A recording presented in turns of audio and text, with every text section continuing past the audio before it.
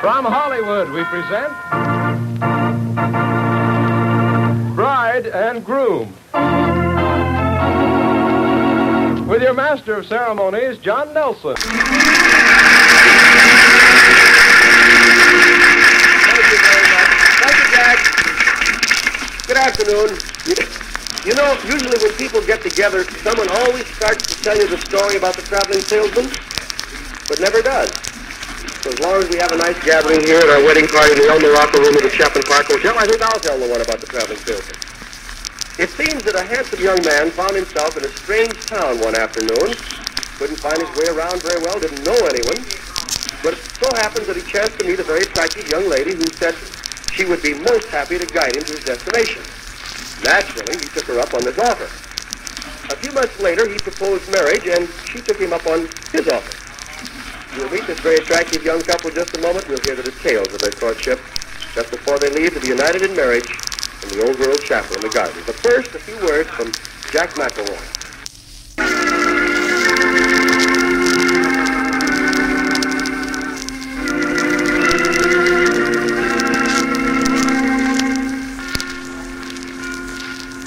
And now the wedding party is entering the El Morocco room. Our bride's white, skinny bridal satin gown is traditional in its simplicity. It has a molded bodice and a sweetheart neckline that's trimmed with a deep border of tea pearls. The sleeves are long, and the full-gathered skirt has a small bustling back and falls into a long chapel sweep. Her fingertip veil is attached to a pointed coronet of pearl orange blossoms. The maid of honor is wearing a pale green gown with a headpiece of fresh flowers. The groom and best man are appropriately attired.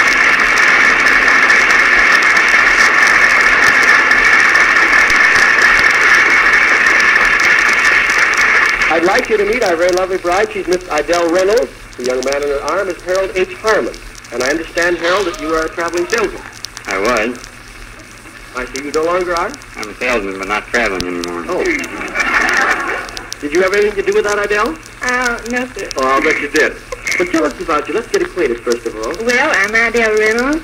I was born in Liberty, Mississippi about 28 years ago. I am 5 feet, 3 inches tall, and I weigh 115 pounds. Mm-hmm. I have brown hair and brown eyes. I have a wonderful mother and father, 3 brothers at home, 1 sister in Jackson, Mississippi, and 1 sister here today who is my maid of honor. That's 6 children and mother and father. That's right. Mm-hmm. Did you go to school in Jackson, Mississippi? No, I didn't. I went to school in Liberty, Mississippi, graduated from high school there, and then I attended Jones Business College in Jackson. I see. And since that time, what have you been doing? Shortly after I graduated from business college, I accepted a job with the C.M. Gooch Lumber Company, and I've been working for them since that time. C.M. Gooch Lumber Company? That's right. You work for them now? Well, I did prior to about 2 weeks ago. Oh, and you quit just because of... Just because of Harold. Well, that means you're going to have to go to work a lot harder, Harold. What? I know it. You're prepared for it? Yes, sir. All right, well, tell us about you now. My name is Harold H. Harmon. What does the H stand for? Homer. Don't be upset about it. That's a good name. Go ahead. I was born and raised on a farm in North Dakota. Mm-hmm. I have 2 brothers and 1 sister. My youngest brother and sister are twins. Hey, that's contagious. Did you know that? No, I didn't. Yes, I know. Go ahead. My 2 brothers and my parents are in North Dakota, and my sister is in Minnesota. They're listening on the radio, I'm sure. Well, I'm sure they are. My uncle here is in the back of the room, Uncle Alman. I never met him before in my life until about an hour ago. Really? Where's he? He's in the back of the room, someplace. Does he live out here? Yes, sir. Oh, I see. You met him when he came out here. I met him about an hour ago. Unusual things happen at Bride and Groom every day. And my cousin Delphi is also here. Where did you go to school, Harold? I went to high school in Turtle Lake, North Dakota, and business college in Bismarck, North Dakota. That's it, school? I started working for George A. Harmon Company in Austin, Minnesota in 1939. I was a dry land sailor for 4.5 years. In the Navy? In the Navy. What was your rank or rating? I was a chief specialist. Chief petty officer? Right. When did you get out of the Navy? I got out of the Navy in 1945. And since that time? I'm back working with Harmon. Is this the company that makes meat products and all that? Makes spam. Well, now, look, if we're going to advertise those products, I want to find out who's your boss. Jack Conway's my boss. Jack is a good In fellow. Detroit, Michigan. I'm selling spam for Jack in Detroit right now. Yes. Is George your nice fellow? Harmon, you mean? No, the fellow, your boss. Jack? Jack. He's the best. He really is. No, he's is he fine. married? Yes, he is. Well, then he'll understand now that you're getting married, and since, after all, your little bride's quitting her job, you're going to need a raise. I imagine he'll know that. Well, just in case he doesn't know it, anybody who's listening, be sure and call him up and tell him. We're going to do some bad things. We're going to sell some spam. We're also going to get Harold a raise here. Well, anyway, let's get on with the story of how you two got together, and maybe we'll sell some spam afterwards. All right, we'll try. All right. Well, I was relief man last summer, taking different salesmen's places while they went on vacation. You mean you would travel to a territory where a salesman would go for a while, and I'd be with the salesman 1 week, then he'd be gone for 2 weeks, and I'd try to take his place. and then you'd go on to another territory? Then I'd go on to the next territory. Okay, now, how does that bring you up to this young Well, lady? I started out in North Carolina, and then ended up South Carolina. And the last stop was Jackson, Mississippi, where I was going to leave Mr. Warren Ellis. And when I got to Mississippi, I had his address, which was all I had. And I went to the phone book. His name was in the book, but when I called that number, they said the phone had been disconnected. So I went out to the house where he lived, and I rang the bell at the first door in that house, and Idell's sister came to the door. And she immediately called Idelle, who tried to direct me out for Mr. Warren Ellis to move. Wait just a second. Was Mr. Ellis, the man who lived next door to you, a friend of yours? No, Mr. Ellis was the one that lived next door to us, who was the salesman in Jackson. Yeah, but did you know Mr. Ellis? Yes. And did you like him? I mean, did you know him as a friend? Oh, yes. So Very much. So, I mean, he was your neighbor and your friend. I'm just trying to get this thing straight as we go along. His wife and 3 fine boys live in Jackson now. Yes. So Idelle tried to tell me the road out for Mr. Ellis lived, but she had a sort of a bad time. And You're a stranger in town. yes.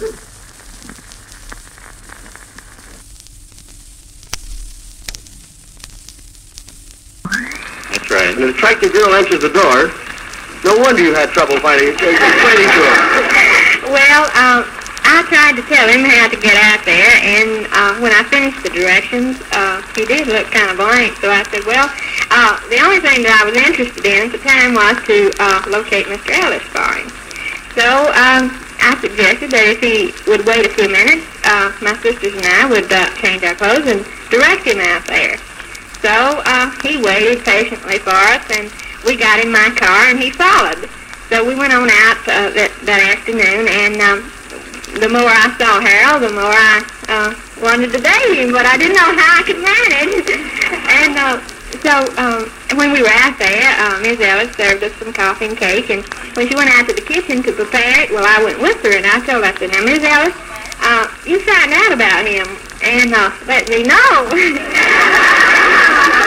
So she didn't find out too much that night because Harold was new there and they didn't know him very well. But the following night they had him out to dinner, and I think she put him through the 3rd degree because A couple of designing females, that's what they are. she found out a lot of nice things about him. And so then Tuesday night, Harold called me and asked me for a date. Wait, was this your idea, Mrs. Ellis? No, it wasn't. I didn't know anything about this until later. I called Monday night, but she was out. Oh, I see. And the Tuesday night he called and asked for a date. Yes, sir. And did you accept it? Yes, sir. And did you go on the date? Yes, sir. Did you have a good time? Yes, sir. Did you like it? Yes, sir. Like him a lot? Yes, sir. Did he try to kiss you? Yes, he did.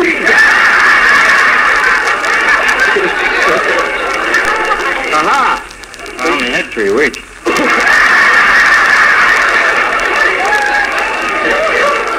The days you were traveling, that was enough! You had a date with him the first night? On Tuesday night. Mm-hmm. When was your second date?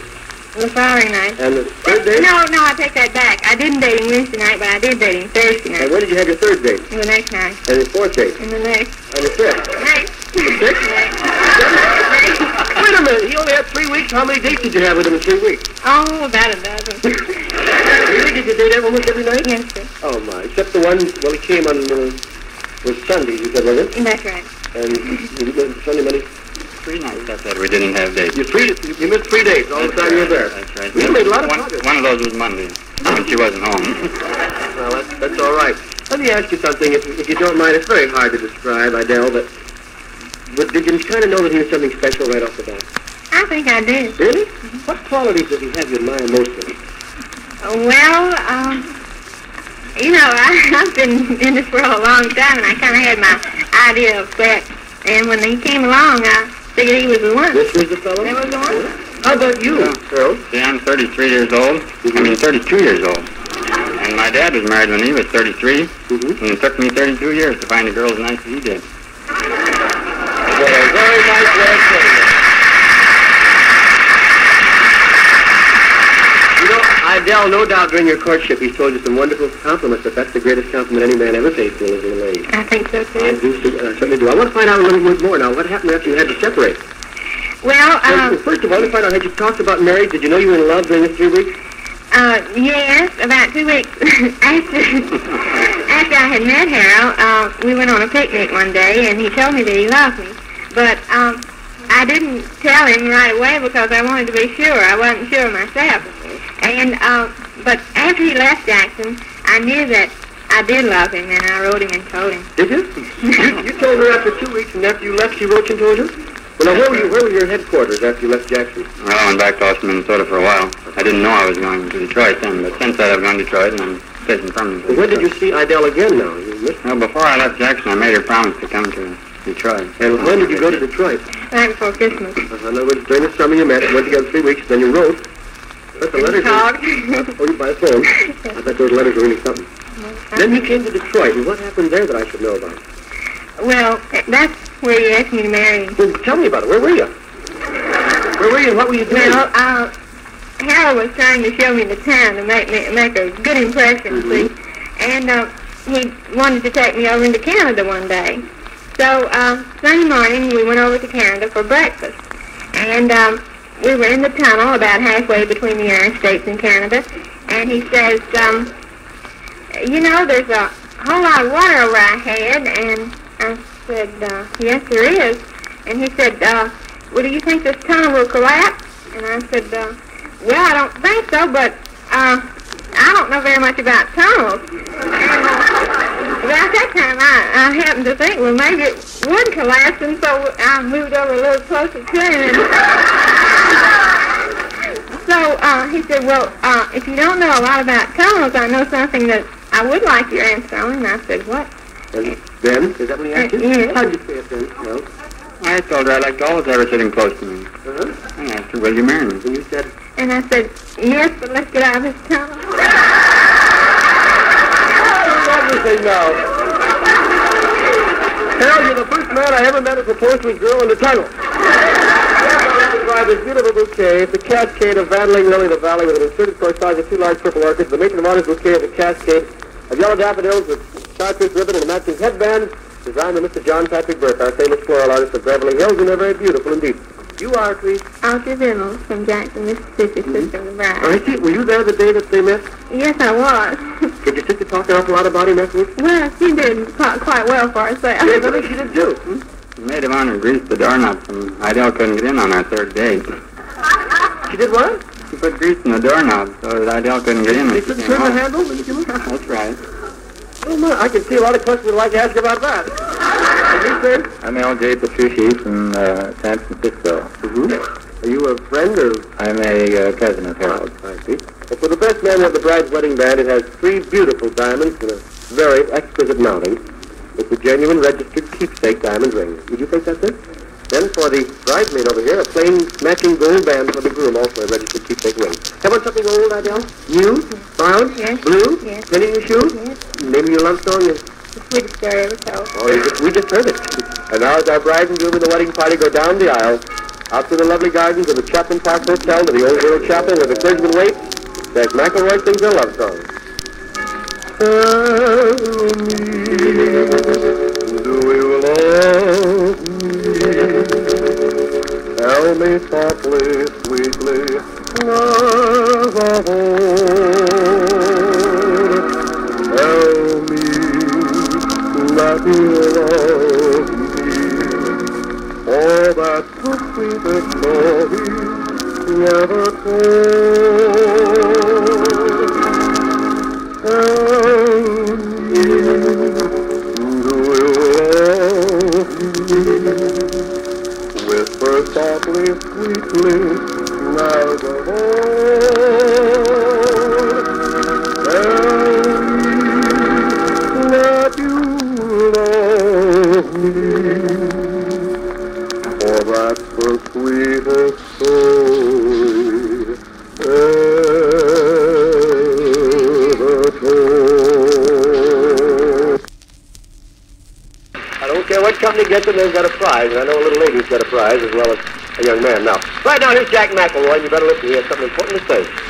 We have a section called the Marriage Clinic. The problems discussed each month are varied and interesting, and perhaps will answer some of your own problems or show how similar complications may be avoided.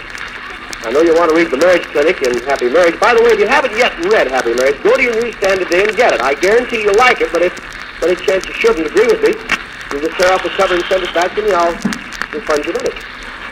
That's offer I heard. Hey, we have with us today, and we're very pleased to have with us, Mr. and Mrs. Charles Lother of Loether of Santa Monica, California, on their 50th wedding anniversary, and Mr. and Mrs. S.W. King of Inglewood, California, on their 58th wedding anniversary. We're so glad you came over to see us. Mr. and Mrs. King, where are you sitting? Right here, the top's right here. 58 years ago today, your anniversary. I see you all dressed up and have nice corsages. Yes. Where were you married? Where did you do your courting with Mr. Where were we married? In Michigan. And did you court? Were you courting back there? Yes. How long did you court? Oh, not so very long. We hurried it kind of out, because we were afraid we'd lose out. Well, after all, they only courted 3 weeks before they knew they were in love. Oh, is that so? How long did you two court before you got married? Before we married, quite a long time. Really? You see, we lived in the same community. Oh, you knew each other. We were kids together. Childhood sweetheart? Yes. Did you raise a family, Mr. King? Yes, I had 2 sons. Any grandchildren, Mr. King? 7. Oh, my, it was better. Any great-grandchildren? Yes, 2. 2, 7, and 2. We've got 2 grandsons from Inglewood brought us over here this year and last year. Oh, I'm so glad you came. Oh, they were so nice. Were you the most honored couple last year? Did you win the watches? Yes, we were here last year. Did you win the watches? No. You didn't win them? No. Well, I got news for you. Go ahead, this time. No, we didn't win. I didn't know anything about it. I really didn't know where the boys were bringing us until they got us out here, and they were such a nice surprise. Well, I hope you aren't sorry you came. No, I should say not. I want you to tell us, if you can, please, what you've learned in 58 years of marriage that would be helpful to this young couple who are starting out today. Yes? What advice would you give them? What advice I'd give them? Well, I'll tell you, you've just got to put up with one another. Ladies and gentlemen, thank you if I ever heard one. What would you like to add, Mr. King? I don't think I have anything. Add what she had to say? No. That's another one way you put up with each other. You don't add anything to it. Mrs. Lother, where are you? Here you are. You married 50 years ago today? 50 years today. Oh, my. I see you're all decorated up here. What advice would you like to give, Miss Lother? Well, I think the way to keep them happy is to feed them well and have his meals on time and show them a lot of affection. Oh, I think that will do it. You certainly will look well fed and well taken care of, Miss Lother. I hope so. What'd you say? Nothing ailing him. I should say not. Now, wait, before we go any farther here, Miss Lother, I want to find out what advice would you give our bride and groom? Well, my advice would be to live a good Christian life and go 50-50 with each other. I think that's good advice. Let me ask you this. Undoubtedly, they'll have some problems with it, quarrels or differences of opinion. How do you settle them, Mrs. Lother? Well, and just walk off with his job and not argue with him. In other words, he starts an argument, you walk away from That's him. right, and let him have the say. Come around mealtime, he gets all sorry about it. Okay, that's what must be said. That's right. Is that about right, Miss Lother? That's true. Well, we usually give just a pair of beautiful watches, but we got advice from Mrs. Lother, and I think it's probably we can arrange with Mr. Katz, the president of the Groom Watch Company, to make an extra pair today. So we'll give each of you couples, here are 4 very beautiful, very thin, 17-jewel Groom precision watches, a product of the Groom Watch Company. Very beautiful Groom watches for both of our charming couples here on their anniversary. Those are lovely watches. There are 2 more coming up, Mrs. Lother. I want you to use them to time the many happy years of married life we know you have ahead. You follow the ideas you gave this young couple, and things will go on just as they have been. And here comes our bride and groom back from the chapel. It's Mr. and Mrs. Harold Harmon.